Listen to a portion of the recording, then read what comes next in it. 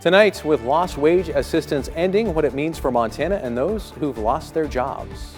Plus, we're taking you to the U.S.-Canadian border, a look at how things have changed since the pandemic. And later, setting the stage for other women, we'll introduce you to the Bison's only female football player.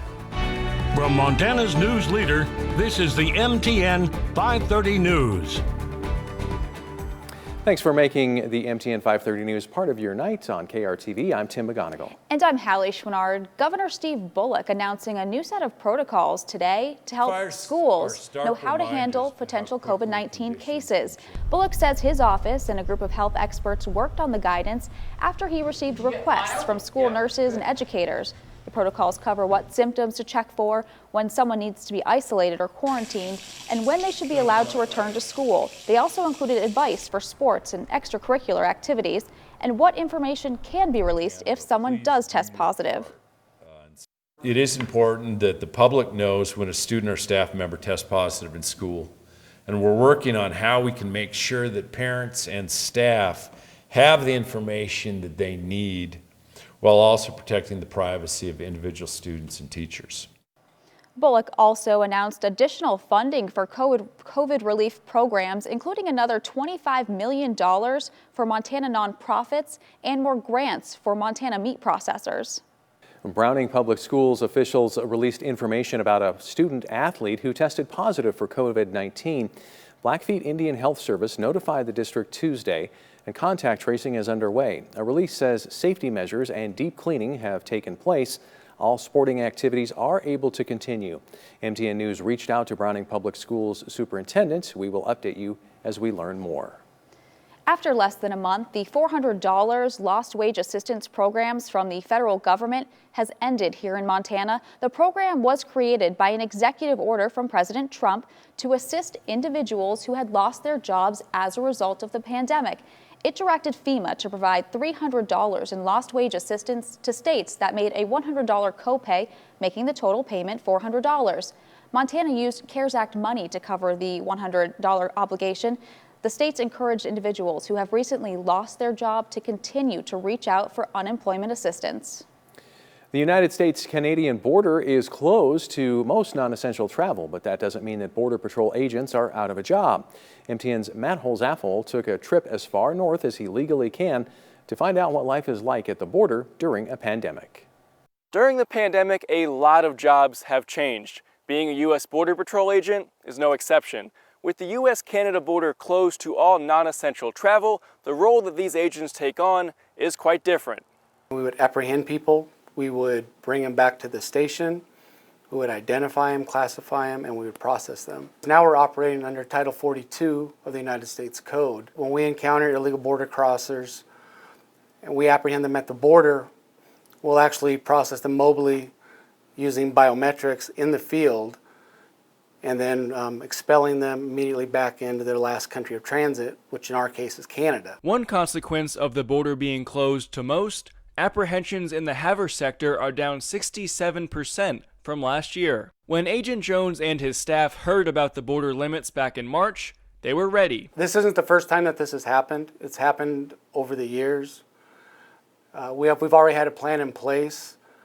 One of the things that we've done since then is we've deployed more agents to the field. Up in Havre and all across the country's borders, officials say keeping America's citizens and its borders safe is priority number one. The Border Patrol has come up with several procedures that limit the exposure and the risk, not only to the Border Patrol agents, but also to our facilities and our assets and the American people, and still allows us to safeguard our nation's borders.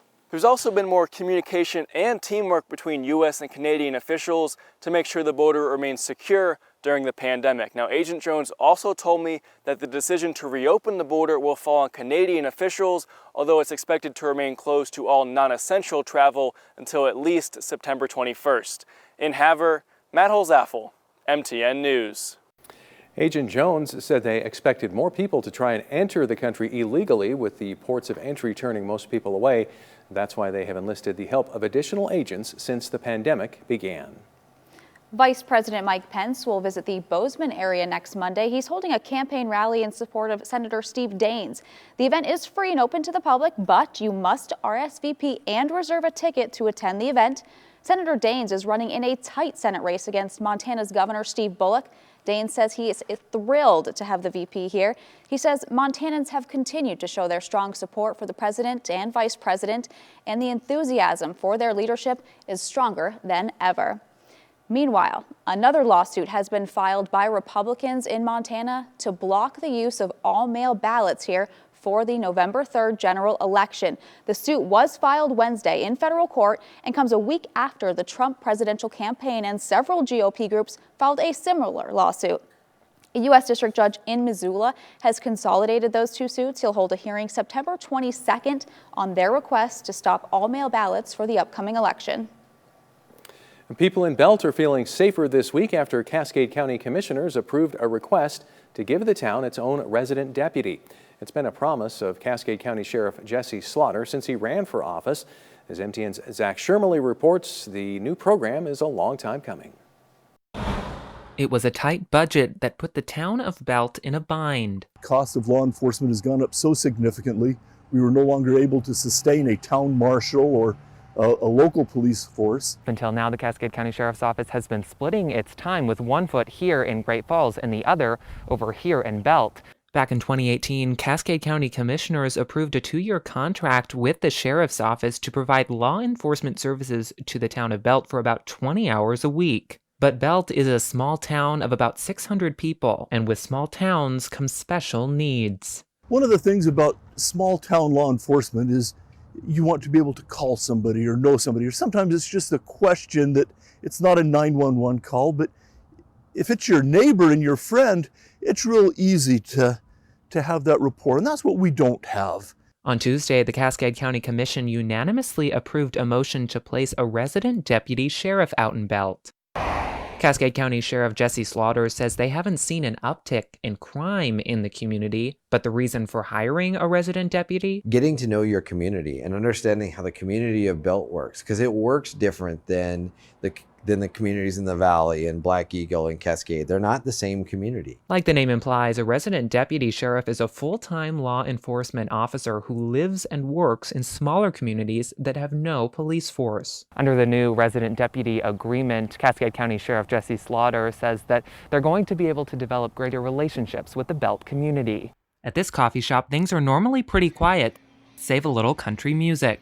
For Bill Niebel, owner of the coffee shop Jack's Beans in Belt, a feeling of relief. So it'll be really nice having them in town compared to having to call Great Falls and have someone sent out. Next, Belt will find and purchase a house for the resident deputy, which Slaughter says will be selected from within the sheriff's office. In Great Falls, Zach Shermley, MTN News. The deputy will work for 6 months until the Belt City Council can find a house. After that, the deputy's term will last through 2029. Well, temperatures are warming back up throughout the day. Here's Elizabeth Copeland with a first look at our forecast. What a beautiful Thursday afternoon we're seeing across north central and northeast Montana. Not a cloud in the sky and not a raindrop to be found really anywhere within our viewing area. So lots of clear skies in the forecast. That drying conditions are still going to last really through the weekend, though. So those dry conditions are going to make for some more drought monitor forecasting for us, especially across the highlands. We already have moderate to dry conditions there and even across the northeast corner. So some moderate conditions now still popping up for us. And again, we're still going to dry out through the end of the weekend as we're seeing warmer temperatures once again this afternoon. Yesterday, a big warm up in store for us, and we're slowly going to trend to the warmer side of things as we head into the weekend. Right now, anywhere between 5 to 10 degrees warmer in our area than we were this time yesterday. So warmer air is going to be the big story this weekend, and tomorrow we're starting out in the 50s. No worries about an overnight freeze for those valley locations as we head into the afternoon hours. Another big warm up for us as we jump back to the mid 80s, and we'll have more on our dry but warm forecast for the weekend coming up here shortly. Traditionally, high school football has been a sport only for the boys. But Tom Wiley introduces us to a player who is working to change that perception one tackle at a time. Take a quick glance at the Great Falls High practice field and a certain player might catch your eye. Number 26 is Lexi Vogel. She's the only girl on the Bison football team playing a sport she's loved for years. I just grew up around boys all the time. I was always doing everything with them, and so football just came into the perspective. But Lexi is not a kicker. She's not a bench warmer. When she straps on the pads, she lines up at middle linebacker. Tom Flash Black, Tom Flash Black. Ready? Everybody thinks that girls can't play, and then once they see me, they're like, wow, they actually can play. She's expected to play a big role in Saturday's freshman season opener against Gallatin, and that playing time is earned. You know, I met her for the first time this summer when we opened up the weight room back in June, and this young girl was showing up every day and working hard. I mean, she just is like, hey, I may be a female, but I love the sport and I want to work hard and I want to be a part of it. She just wants to play. I've always loved the game, and all the coaches are amazing here. They don't treat me like a girl. They treat me as like one of the boys, one of the teammates, and they push me to try harder and harder. There are those that still say there's no place for females in football, and Vogel hears them. A lot of people have said it to me. Actually, the other day during one of our scrimmages, one of the linemen on the other team, on the sophomores team, was like, oh wow, it's a girl, and started laughing. It made me a little bit upset, but I kept it together, and then I just brushed it off. In fact, it just makes her work even harder.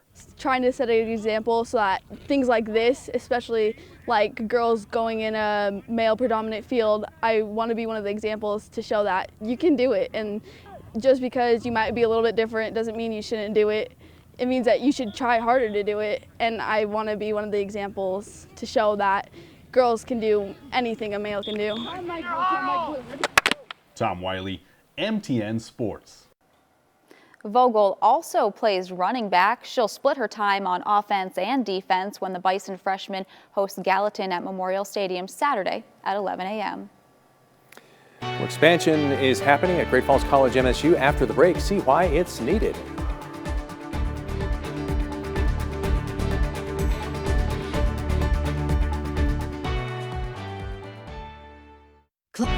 From Montana's news leader, you're watching the MTN 530 News. Welcome back. Some local college students pursuing a career as a dental hygienist are one step closer to having more room to learn. As MTN's Coulter Anstat shows us, the much-needed expansion of the Great Falls College MSU dental hygiene program is about to get underway.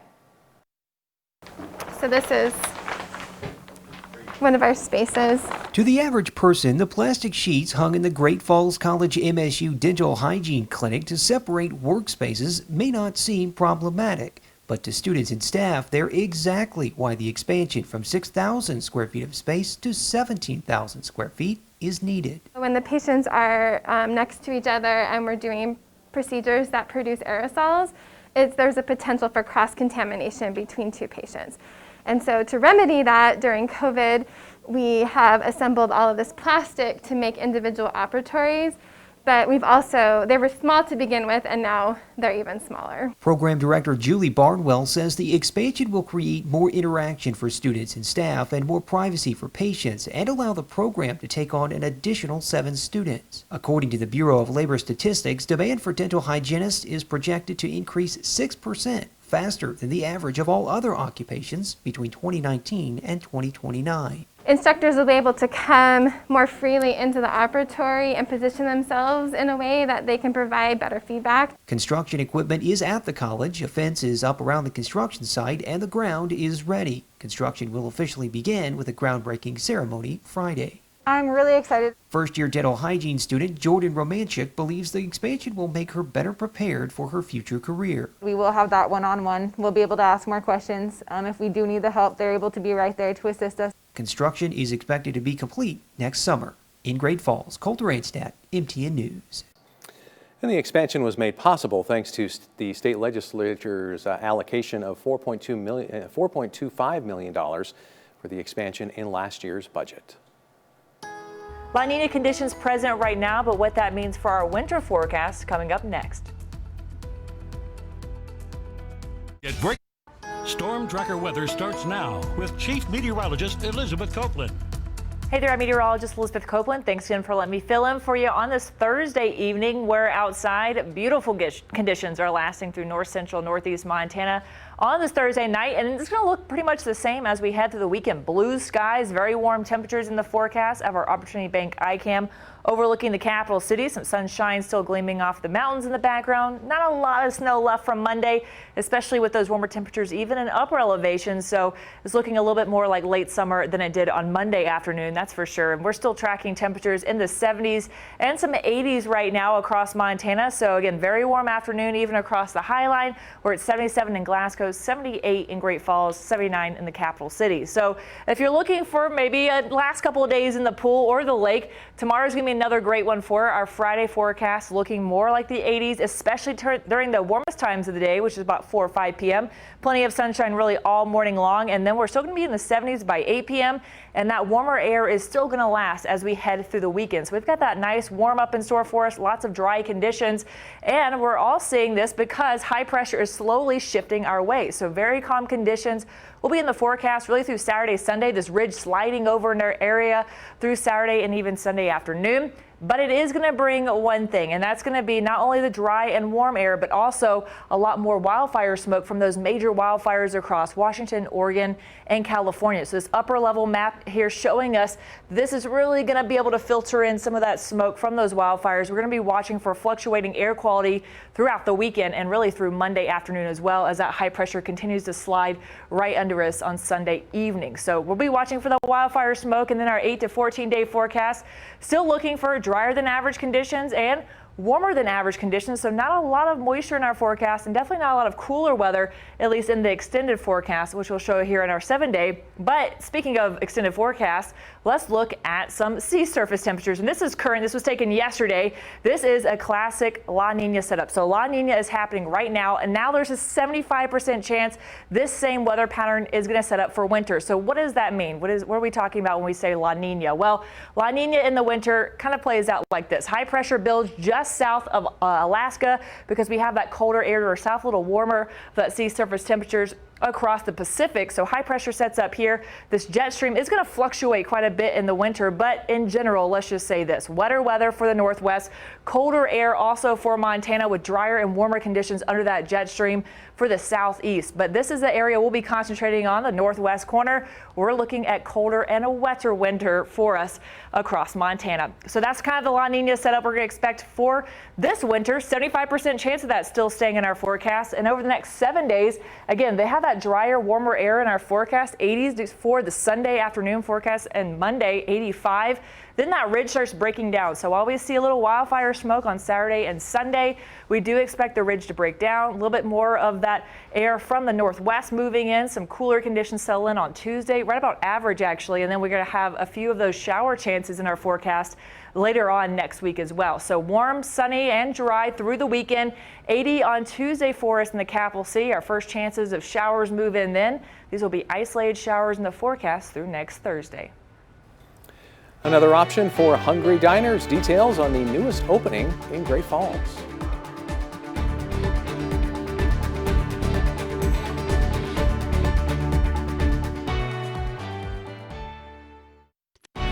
From Montana's news leader, you're watching the MTN 530 News. Well, there's a new dining option in Great Falls starting tomorrow. A post to P. Gibson's Sports Grill and Casino Facebook page says they'll be open tomorrow from 11 a.m. to 12 a.m. We briefly spoke to owner Brett Haverland this week, who confirmed the news. He said last month the Sports Grill and Casino's theme is built around Great Falls history and a love for Montana. P. Gibson's menu features appetizers and salads, sandwiches, burgers, and entrees. The casino is open 10 a.m. to midnight every day. We have more information on our websites. Don't go away. We'll be right back. Warmer weather through the weekend, 85 on Monday, so still seeing the sunshine and drier air through then. That ridge of high pressure breaks down. We bring in a few more showers as we go into midweek next week. Until then, expect sunshine for the weekend with a little more of the wildfire smoke from our southwest moving in on Saturday and Sunday afternoon. Well, finally, check this out. Today, Apple opened its first floating store. The dome-shaped building in Singapore was built with 114 pieces of glass. It also has a 360-degree view of the city skyline and features a boardroom with underwater views. The nearly 150 employees speak a combined 24 languages. Right now, shoppers must make an appointment and, just like everywhere else, requires masks, temperature checks, and social distancing. All right. It's a long way to go to get an Apple product, but Seriously. it'd be worth it if you were in the area. I guess it's the nicest Apple store around. Probably. All right. Well, that's all the time we have for you tonight. See you back here at 10.